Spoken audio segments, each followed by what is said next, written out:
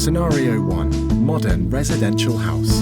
It is a modern residential house model, aimed at achieving high living standard of the citizen. There are 5 key functions in this smart city. In the morning, when the housekeeper leaves his or her house, the motion sensor detects there is a suspicious stranger wandering around the door.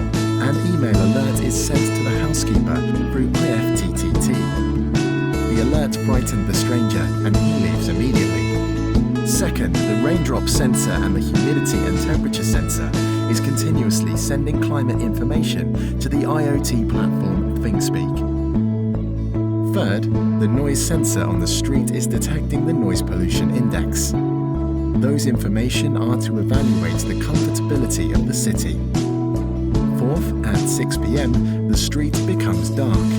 The street light turns on. The street light is controlled by IFTTT Cloud. It turns on at night and turns off in the next morning every day. Finally, the housekeeper comes back from his work. He travels by his car. The distance sensor of the smart car park detects there is a car coming in. The light sensor detects there are vacancies, and the